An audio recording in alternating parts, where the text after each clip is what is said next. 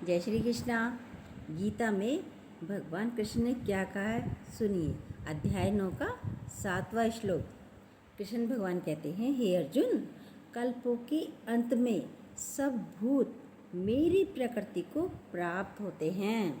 सब भूत मेरी प्रकृति को प्राप्त होते हैं। कैसे? सुनिए। कल्प यानी संकल्प को भी कहते हैं। कल्प किसको कहते हैं? संकल्पों को कहते हैं कि मैं एक से अनेक होता हूँ। उत्पत्ति, स्थिति और विनाश। उत्पत्ति, स्थिति और विनाश। पहले उत्पत्ति हुई और फिर स्थिति बनती है। स्थिति हुई, रुकता है। पहले बच्चा पैदा होता है, फिर बड़ा होता है। स्थिति होती है ना, चलता चला जाता है, बड़ा होता है और फिर विनाश होता है, फिर समाप्त हो जाता है। यह है उत्पत्ति, स्थिति और विनाश। पहले उत्पत्ति हुई, फिर स्थिति हुई और फिर विनाश, यानी मुझ में ही लीन हो जाता है, मुझ में ही लय हो जाता है। ये सृष्टि का चक्र है। चाहे जीव हो, जड़ हो, कुछ भी हो, जड़ हो, पेड़ हो, व्यक्ति हो। तो इस पे एक दृष्टांत है। एक संत थे, शिष्य को 4 बीज दिए उन्होंने। 4 बीज थे, शिष्य को बीज दिए तो वो 4 ही बीज थे। अब क्या वो 4 ही बीज हैं? बताइए। 4 बीज से अनंत पेड़ हो जाएंगे, अनंत फल हो जाएंगे, अनंत फूल हो जाएंगे, अनंत अनाज हो जाएगा, अनंत चावल, सब बीज से तो है उत्पत्ति। संत ने, एक संत थे तो उन्होंने शिष्य को बीज दिए। 4 बीज थे। अब वो 4 बीज नहीं हैं, वो अनंत हैं, जिनका अंत नहीं होता। बीज का कभी अंत नहीं होता। होता है? बताइए। अंत नहीं होता ना। आप कुछ भी खाइए, आम खाइए, गुठली फिर वो पड़ी है, फिर उससे पेड़ बन जाते हैं। सेब खाइए, सेब खत्म हो गया, उसके बीज पड़े हैं, उसे अनंत सेब और हो जाते हैं। होते ही नहीं होते? व्यक्ति से बच्चा होता है, फिर क्या सृष्टि खत्म हो जाती है, फिर और हो जाते हैं। व्यक्ति जैसे जैसे बड़ा होता है वो समाप्त हो जाता है, फिर और बच्चे आ जाते हैं। तो बीज तो रहता ही रहता है, बीज की समाप्ति नहीं होती है। पेड़ का भले ही अंत हो गया, पर बीज का अंत नहीं हुआ। प्रकृति में 3 गुण हैं। रजोगुण होता है तब बनता है। प्रकृति में 3 गुण हैं। क्या है? रजोगुण होता है तब वह बनता है। सृष्टि की रचना संकल्प से होती है। ज्ञानी संकल्प विकल्प रहित है। ज्ञानी में न संकल्प है और न विकल्प है। तभी तो वही परम गति को प्राप्त होता है, जिसमें कोई संकल्प नहीं है, विकल्प नहीं है। उसका तो आवागमन ही छूट गया। अज्ञानी जन्म मरण के चक्कर में, 84 के चक्कर में पड़ा ही रहता है, घूमता ही रहता है। अंत में सबको होना तो परमात्मा ही है, परमात्मा में ही मिलना है। अंत में चक्कर पे चक्कर लगाते रहो, लास्ट तो फिर भी परमात्मा में मिलकर ही होना है। तो इधर क्यों मन पड़ा है भाई? मन फिर विषय विकारों की तरफ क्यों पड़ा है? तो परमात्मा में ही मन लगाओ। आज ही क्यों ना परमात्मा से मिलकर हम एक हो जाएं। आसक्ति लेकिन बड़ी मुश्किल है। आसक्तियाँ पड़ी रहे हैं, सब में जकड़े हुए हैं आसक्तियों से। अब जब आसक्ति मतलब आ तो सकती हैं पर जा नहीं सकती। आसक्ति आ सकती हैं, जा नहीं सकती। इन्हें निकालने के लिए भी हमें गुरु चाहिए। जब गुरु मिलें तो आसक्तियों से हम छूटें। आपको कुछ चाहिए तो आसक्ति है भाई, कुछ चाहिए तभी तो आसक्ति है। आसक्ति बेड़ियां हैं, सबसे बहुत बड़ी मजबूत बेड़ियां हमारे आने के लिए, आवागमन की ये बेड़ियां हैं। सब में मन फंसा पड़ा है। बेटे में, पोते में, पति में, बहुओं में, घर में, धन में, जमीन में। ओहो, कितना मन फंसा कर बैठे हो। कुछ लेकर जाओगे, नहीं लेकर जाओगे तो फिर क्यों आसक्तियाँ लगा कर बैठे हो? ये सारी बेड़ियाँ हैं, पर ये बेड़ियाँ भी हमने ही बनाई हैं। सही बात है, हमने ही तो बनाई है। ये मेरा है, बहुत प्यारा है, किसी को नहीं दूंगी। ये भी है ना, है आसक्तियाँ। भौरा लकड़ी को भी काट सकता है, पर क्या करता है, उसका रस इस फूल में बैठ गया, उसका रस उसको इतना भाता है, पसंद आता है, तो पूरी फूल रात को बंद हो जाता है, उसमें ही वो भी बंद हो जाता है। और फूल टूट के गिरा, हाथी के पेड़ के नीचे आया, कुचला गया, मर गया। और जबकि उसमें इतनी ताकत है कि लकड़ी को काट के भी बाहर आ जाएगा, फूल की पत्तियों को नहीं काट के आ सका, क्योंकि रस है, आसक्ति है ज़बरदस्त, इसलिए उसी में मर जाता है। हम भी, भौरे का तो उदाहरण है, हम भी ऐसे मर जाते हैं। अरे मेरा बेटा आया नहीं, खाया नहीं, दूर है, क्यों नहीं आया, फ़ोन नहीं लग रहा, यही कहते हैं ना, आसक्तियाँ ऐसी निकल गए प्राण। आ जाओ बच्चों के, बेटे के पास ही पोता पोती बनकर। देखो कहाँ मन है, पैसे में मन है, आ जाओ फुंकारते हुए नाग बनकर। अपने अपनी चेकिंग कीजिए, ये रोज़ की हमारी बातें नहीं है, ये पूरा गुरु जी का सत्संग है। ध्यान कीजिए, अपनी रहनी बनाइए। आपकी कहीं ना कहीं सूक्ष्म में आसक्ति है, देखिए, नाराज़ ना हो जाए, ये रहता ना, पति नाराज़ ना हो जाए, बेटा नाराज़ ना हो जाए, फिर कुछ ना कुछ उनसे चाहिए, तभी तो डर लग रहा है। जिसको कुछ चाहिए नहीं, नाराज़ हो जाए तो कोई बात नहीं, 1-2 दिन बाद फिर ठीक हो जाएंगे। जब कुछ चाहिए नहीं तो नाराज़गी का भी कोई डर नहीं होता है। अब हमें कुछ चाहिए उनसे, अरे नाराज़ हो गए तो पैसा नहीं देंगे, घुमाने नहीं लेके जाएंगे, प्यार नहीं करेंगे, ये आसक्तियाँ हैं छोटी छोटी सी।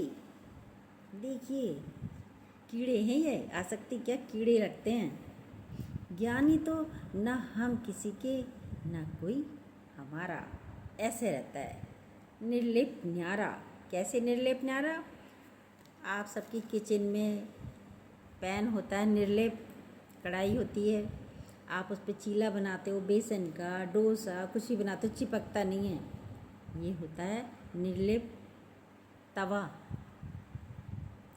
इसको कहते हैं निर्लिप। आप कैसे हो, आप अभी चिपके हुए हो या निर्लिप न्यारे हो। देखिए अपनी अपनी चेकिंग, इतने दिनों से सत्संग चल रहा है, आप खुद कर सकते हो, स्वयं कर सकते हो, अपनी चेकिंग कीजिए तो निर्लिप न्यारे बनिए। कमल का फूल कीचड़ है नीचे, लेकिन जैसे कीचड़ में भी ऊपर उठता चला जाता है, जरा सी भी कीचड़ उसके ऊपर पंखुड़ियों पे आपने कभी नहीं मिलने की, तो कमल बनिए, निर्लिप न्यारे बनिए, कीचड़ से बचिए। ये सृष्टि, ये संसार सब कीचड़ है, ये आसक्तियाँ से हटिए। इस पर भी एक दृष्टांत आता है। चिड़िया पेड़ पर बैठी थी, अब चूहे को लगा, मन हुआ हम भी पेड़ पर चढ़ जाएं। चूहा भी जाकर पेड़ पर चढ़ गया, बैठ गया जाकर। अपनी चेकिंग कीजिए, इसलिए बताया जा रहा है कि आप चूहा हैं या चिड़िया हैं। अब पेड़ पर लग गई आग, चूहा भी जाकर पेड़ पर बैठ गया। आसक्ति है, आप आसक्ति रहित बनना है आपको। पेड़ पर आग लग गई, चिड़िया तो फुर उड़ गई, लेकिन चूहा नहीं उड़ सकता था, आग लग गई, मर गया जलकर। हम भी क्या करते हैं, हमें भी वही चाहिए, हमें भी वहीं जाना है, आसक्तियाँ हैं। चिड़िया की तरह बनिए, चूहे की तरह नहीं। चूहे को आसक्ति थी और चिड़िया को कोई आसक्ति नहीं, वो अपने पंखों से लिया उड़ गई फुर। देखिए सूक्ष्म में बंधे हुए तो नहीं है हम कहीं किसी से। यहाँ सत्संग में बैठे बैठे का संन्यास है। हमें संन्यास गुरु जंगल में नहीं लेके जाता कि जंगल में चले जाओ, ये नहीं कहता सबको, घर गृहस्थ को, पति को छोड़ो, सबको छोड़ो, नहीं। यहीं घर में रहकर कैसे संन्यास हो जाता है, पता ही नहीं चलती। कब हम सन्यासी बन जाते हैं हमें पता ही नहीं चलती, कब इच्छा रहित, कब आसक्ति रहित बन जाते हैं पता ही नहीं चलती। ज्ञान सुनते सुनते सुनते सुनते हम आसक्ति रहित बन जाते हैं। आप देखिए आप क्या हैं, चूहा है या चिड़िया हैं। देह ये जड़ है। देह के भाव से उठने के लिए हमें बहुत ज़्यादा अभ्यास करना चाहिए। सभी ने जीव भाव में लटका रखा है, सभी ने लटका रखा है जीव भाव में। ये तुम मेरी पत्नी हो, तुम मेरी बेटी हो, तुम मेरी बहू हो तो कुछ काम करोगी। जीव भाव में लटका रखा है ना, पत्नी जी आओ, पत्नी है, बेटी है, कुछ भी है। अब किसी ने कहा भैया शब्द बहुत लगते हैं हमें, कोई कहता है शब्द लग रहे हैं। शब्द भी किसको लगते हैं? शब्द भी जीव को लगते हैं, भगवान को नहीं लगते शब्द, जीव को शब्द लगते हैं। मैं पति हूँ, मैं पुत्र हूँ, मैं पिता हूँ, ये बनते रहते हैं तो शब्द भी लगेंगे। बनना ही है अज्ञान बड़ा। शरीर मुझसे अलग है, किसने कहा, किसने सुना? ये देखिए, शरीर तो मुझसे अलग है। मैं परमात्मा स्वरूप हूँ, आत्म स्वरूप हूँ। शरीर मुझसे अलग है। किसने कहा? भगवान ने कहा। किसको लगा? इस शरीर ये कह के आया है, इसको कह दिया किसी ने। गुरुजी ने कहा, अब किसी ने, शिष्य ने कहा गुरुजी मुझे ऐसे ऐसे कह दिया। बच्चिया बहुत बुरी बात कह दी, भाई दिखाओ कहाँ लग गई, मुझे कहाँ लगी, दिखाओ। दिखा सकते हैं गुरु को या किसी को भी, भाई यहाँ मुझे बहुत गंदे शब्द बोल दिए, मुझे लग गए, मेरे घाव हो गया उन शब्दों का। तो गुरुजी तो कहते दिखाओ। अब बताओ कैसे दिखाएं? दिखा भी नहीं सकते क्योंकि दिख हमें भी नहीं रहा, बस लग गए, लगते हैं इस मन को। अब किसी ने कह दिया कि तू तो बड़ा हरामी है, तो गुरुजी ने इतना अच्छा समझाया, बिल्कुल ठीक कहा, भाई तुम हरामी हो, हाँ मैं हरामी हूँ, तो मैं हरि में आराम करूँ। उसने ये कहा। आप शब्दों के अर्थ निकालिए ना, अच्छे अच्छे शब्द हैं सब। हरामी यानी हरि में आराम करो। क्यों इस संसार में पड़े हुए हो, क्यों आसक्तियों में जकड़े हुए हो? हरि में आओ, हरि में आराम करो। इसका मतलब ये है, आप परमात्मा में, हरि में क्यों नहीं टिक जाते? अब किसी ने कहा तू तो बहुत बदमाश है। गालियों से भी सुंदर अर्थ निकालकर सिर्फ गुरु ही दे सकते हैं कि बोला तुम तो बहुत बदमाश हो। बिल्कुल ठीक बात है। ये शरीर तो बद है, खराब है, ख़त्म होने वाला है। बिल्कुल ठीक कहा है। हाँ, ये तो शरीर खराब ही होने वाला है। तो ऐसे उन शब्दों के अर्थ निकालिए। नहीं आते तो गुरु की शरण में आइए। अभी बुद्ध भगवान को किसी ने जूते की माला पहनाई। बुद्ध भगवान कहीं से जा रहे थे, उन्हें जूते की माला पहना दी। बुद्ध भगवान ने तो उनको बहुत धन्यवाद दिया, भैया बहुत थैंक यू है, आपने मुझे जूते की माला पहनाई। लोग तो मुझे गुलाब की, फूलों की, सबकी माला पहनाते हैं और वो बहुत जल्दी मुरझा जाती है, और मुरझा जाती है तो मुझे फेंकनी पड़ती है। बुद्ध भगवान ने कहा लेकिन आपने जूतों की माला पहनाई। कितने मतलब खुश होकर बुद्ध भगवान कहते हैं। उन्होंने कहा भाई अब जिसने जूतों की माला पहनाई वो शर्मिंदा भी हो रहा है। तो उन्होंने कहा भाई जूतों की माला आपको कैसी, मतलब अच्छा लग रहा है? तो कह रहे अच्छा इसलिए लग रहा है मेरे सारे शीशे नंगे पाँव चल रहे हैं। अब आपने जूतों की माला बनाई है तो कम से कम उनके पैर में जूते तो आ जाएंगे, जूते चप्पल तो पहनेंगे, वे गर्मी से, जाड़े से, बरसात से बच जाएंगे। तो इसलिए आपका बहुत धन्यवाद है जो आपने मुझे जूतों की माला पहनाई, और ये मुरझाने वाले भी नहीं हैं जूते। तो हम अपने गुरुओं से ये शिक्षा मिलती हैं, हर नेगेटिव बात में भी पॉजिटिव रहते हैं हमारे संतजन, हमारे गुरुजन। तो सीखिए ना। एक और दृष्टांत आता है बुद्ध भगवान का ही। बुद्ध भगवान बहुत शांति से रहते थे। बुद्ध भगवान की बहुत ख्याति हो रही थी एक टाइम, आज भी है, लेकिन जब स्टार्टिंग होती है उस समय का जब ख्याति होती है तो दूसरे लोग जो जलने वाले होते हैं उनके जलन हो जाती है बहुत ज़्यादा। तो बुद्ध भगवान की बहुत ख्याति हो गई थी, बहुत सारे लोग उन्हें जानते थे, उनके पास आते थे। शिष्यों ने कहा आपकी किसी ने गाली भी दे दी। शिष्यों ने कहा वो आपको बहुत गाली दे रहा है, एक व्यक्ति बहुत गाली दे रहा है। बुद्ध भगवान ने कहा जाओ ये फल का टोकरा उस व्यक्ति को दे कर आओ। अब शिष्य ने कहा वो गाली दे रहा है और आप कह रहे हो फलों का टोकरा हम दे के आए। कह रहे हाँ, उसकी एनर्जी भी तो ख़त्म हो रही है। और कोई ऐसा हो जो मेरी गलतियाँ बताए, ये भी तो हिम्मत की बात है।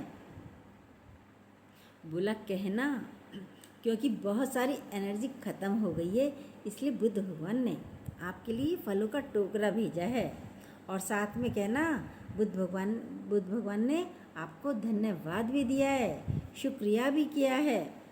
बोला क्यों भाई, क्यों धन्यवाद दें हम? शिष्य बोला वो मेरी गलती बता रहा है। शिष्य ने कहा वो तो आपकी गलती बता रहा है। बुद्ध भगवान कह रहे हाँ वो मेरी गलती बता रहा है, ये एक हिम्मत का काम है, इससे मुझे अपनी गलती का पता चलता है। ये भी तो एक हिम्मत है। सामने वाला कोई आपकी गलती बताए आप तो नाराज़ हो जाएंगे, बातें भी नहीं करेंगे, बोलेंगे भी नहीं, क्योंकि आदत है आई एम राइट, मैं बिल्कुल ठीक हूँ। सुनना ही नहीं चाहते अपनी गलतियाँ। लेकिन यदि कोई आपकी गलती बता रहा है तो शांति से होकर पहले उसकी सुन तो लीजिए। बुद्ध भगवान अच्छे लगते हैं, बुद्ध भगवान का आचरण अच्छा लगता है। क्या आप बुद्ध भगवान हैं? देखिए क्या आप में इतनी शांति है? देखिए बुद्ध भगवान प्रिय हैं। कैसे हमें ऊंचाइयों पर चढ़ना है तो वो हम गुरुओं से सीख लेते हैं, गुरुओं की बातें सुनते हैं, तब हम ऊंचाइयों पर चढ़ते हैं, तभी हम भगवान को प्राप्त कर सकते हैं, परम गति को प्राप्त कर सकते हैं। वरना तो आवागमन तो हर व्यक्ति का तैयार है। आते रहिए 84 लाख में। अब मनुष्य जन्म मिला है, फिर से पेड़ बनिए, जीव बनिए, कीट बनिए, जानवर बनिए, उनसे निकल के आए, फिर से बनिए। जानवरों जैसा व्यवहार करोगे क्या बनोगे? जानवर ही बनोगे। जानवर को कोई नहीं कहता आप उस व्यक्ति की तरह, भैया जानवर उस फलाने व्यक्ति की तरह है तू, कहता है? नहीं कहता जानवर को। पर हाँ, इंसान के लिए बहुत सारे प्रयोग किए जाते हैं। अरे गर्दन देखो कितनी अच्छी है, सुराही की तरह है, हिरन की तरह है। आंखें देखो कैसे कमल नैनी हैं, कैसे मीन की तरह मछली जैसी हैं। कहते हैं ना आँखों को भी, सबको। बहुत सारे जानवरों की तुलना हाँ शरीरों पे, व्यक्तियों पर करी जाती है, जानवरों से तुलना व्यक्ति की, पर जानवरों की तुलना व्यक्तियों से नहीं की जाती। देखिए क्या आप आज भी गुरु जीवन में होने के बाद भी, इतनी सत्संग होने के बाद भी, इतने गुरु के वचन होने के बाद भी कैसे हैं हमारे कर्म, कैसा है हमारा चरित्र? आज भी खुशबू आई या नहीं आई आपके चरित्रों से, आपके व्यवहार से? क्या कर रहे हो, क्या बोल रहे हो, कैसे रह रहे हो? देखिए अपने अपनी चेकिंग स्वयं कीजिए। जय श्री कृष्णा। जो न्यू हो प्लीज़ सब्सक्राइब कीजिएगा, बेल को दोबारा प्रेस कीजिएगा। जय श्री कृष्णा।